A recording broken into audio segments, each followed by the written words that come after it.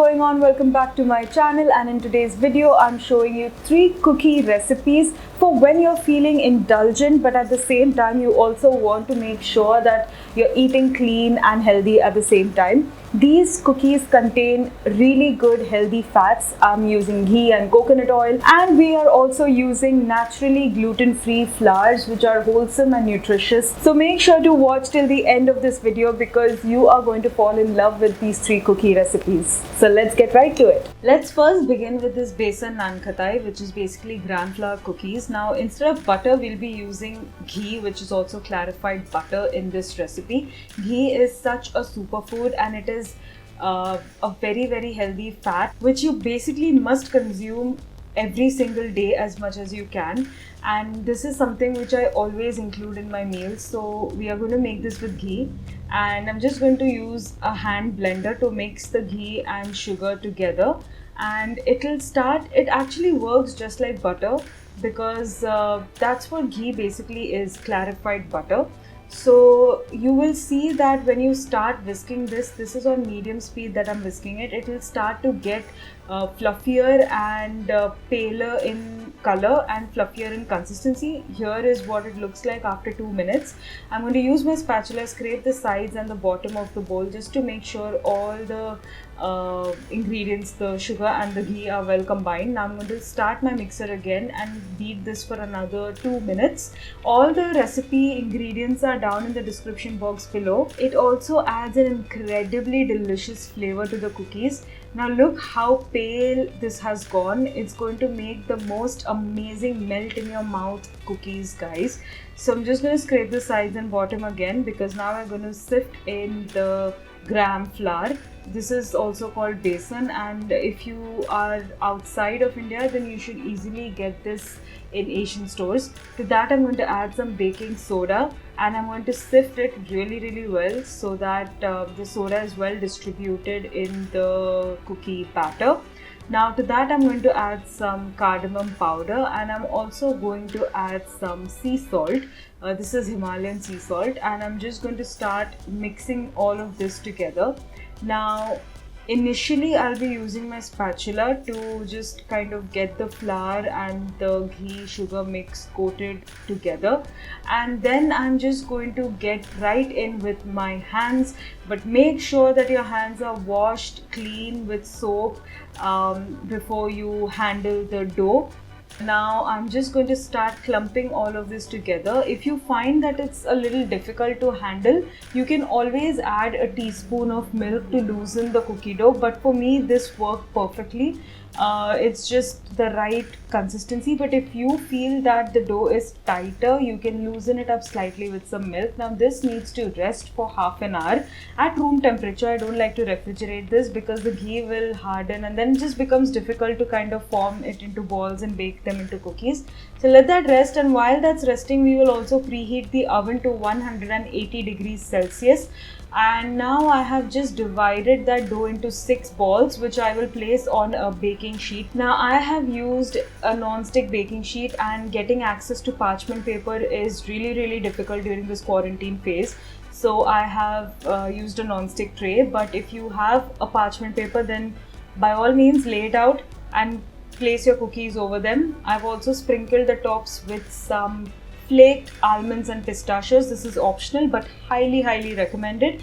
And then you're just going to take a fork and press this slightly. These cookies are not going to spread a lot because they're very similar to a shortbread cookie basically, but they're gluten free and made with ghee. So now these will go in the oven for about 20 to 22 minutes. After the halfway mark, so after 10 to 11 minutes, just take the tray out and flip it over so the cookies bake evenly on all the sides. Now once they are baked, I'm going to let them cool down in the tray itself for about 5 to 10 minutes and then place it on a wire rack so that they cool down completely. They look incredible. Look how beautiful that is. The edges will start to brown slightly. That's when you know they're done. And as they cool down, they will firm up even more. Now let's just bite into this or just break into it because I cannot resist. Look at how stunning this naan khatai or cookie looks. It melts in your mouth. Let's move on to the next one, which is this chewy cinnamon cookies. These are so incredible. I have used coconut oil and some jaggery powder over here, and I'm just going to whisk this for about 3 to 4 minutes on medium speed. As I have already mentioned several times in my previous videos, jaggery tends to add a delicious caramel flavor to the cookies, and coconut oil, needless to say, is very good for you. It's absolutely healthy, and it's the kind of fats that you need to have every single day in your diet. So once that's mixed, I'm going to add some amaranth flour, which is also called as Rajgira flour here in India. I'm going to add some Himalayan sea salt, baking soda, and some cinnamon powder. I'll pass all of this through a sieve, and once that's done, then we follow the exact same procedure where we mix the flour, the dry ingredients with the coconut oil and jaggery mix, and we just kind of bring it together with clean hands afterwards.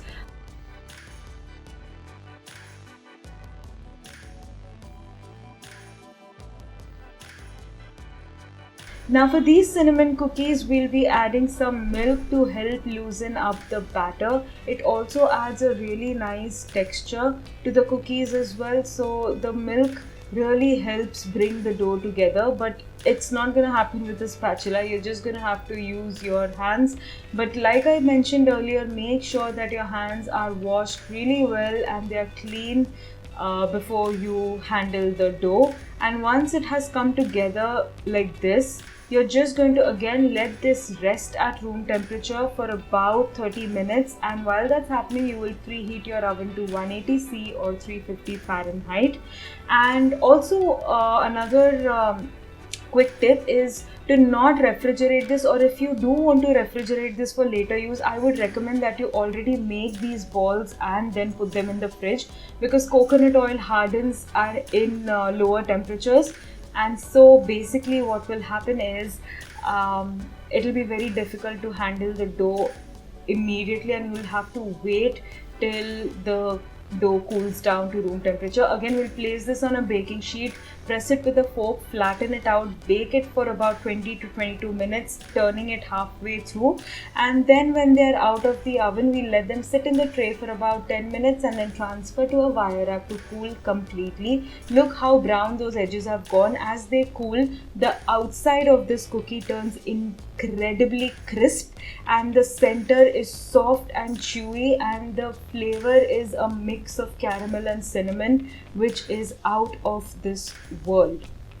Let's move on to the final one, our very classic and everyone's favorite chocolate chunk cookies, but these are super healthy and indulgent at the same time. Now here I have again taken some coconut milk, to which I have added some castor sugar, and I'm going to start beating this again on medium speed. After about 3 to 4 minutes of beating this mix, you'll see that the sugar is well combined into the coconut oil. So now it's time for us to add some buckwheat flour.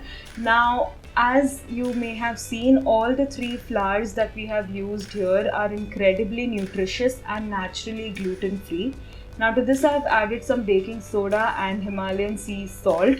I'll pass this through a sieve, and I will again use my spatula to kind of bring everything together. But you don't have to mix it all the way through. About halfway through the mixing process, we will add our dark chocolate chunks. I like to leave the chunks really slightly bigger, so every time you bite into this cookie, you will get to taste that incredibly delicious dark chocolate flavor, which is what an ideal chocolate chunk cookie should be. To this now again I'm going to add some milk, which really helps bring the cookie dough together.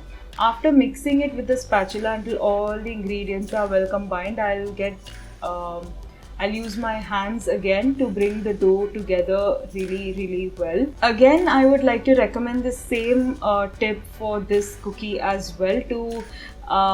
In fact, for all the three cookies, if you want to use them later, I would recommend that you rest them and then you already shape them divide this dough into balls, and then you refrigerate or freeze them for later use, just so it's much easier to handle the dough once they're out of the fridge. Otherwise, you're just gonna have to wait till it comes down to room temperature. And you don't want to wait when you're making this cookie because it is so delicious. Now, once that's happened, we're already preheating the oven to 180°C. Now we have this cookie tray. I have greased it slightly with some coconut oil just so the cookies don't stick, because we also have chocolate inside these. If you have a parchment paper, by all means lay it out and then put the cookies over the parchment paper, but I'm unfortunately not getting access to it right now. So once you place the cookies on the tray, let me remind you, these cookies are not going to spread. You're going to have to flatten them out slightly with your fingers. Once you have done that, you will bake these again in the oven for the same time, which is 20 to 22 minutes, and flip the tray halfway through so that they bake evenly. You'll know these cookies are done when the edges start to turn slightly golden brown, and you're going to immediately top these with some more dark chocolate chunks as soon as they're out of the oven, because they're extremely soft at this stage. It's a perfect time to place those chocolate chunks on the top. Just adds a nice touch, and then again you're going to let it cool on the cooling rack for 30 to 40 minutes. Let's just break into this chocolate chunk cookie, and you'll see that the inside is full of chocolate, and that's exactly the way I love my chocolate chunk cookies. And these cookies are going to be your firm favorite. So guys, let me know in the comments below which cookie flavor you enjoy the most and will be making first. If you like this video, then don't forget to give it a big thumbs up, and also subscribe to my channel. Click on my face right here and subscribe, and don't forget to hit the bell icon so you're notified every time I post a new video, which by the way is every Tuesday and Friday. So until I see you again next time, goodbye and happy baking.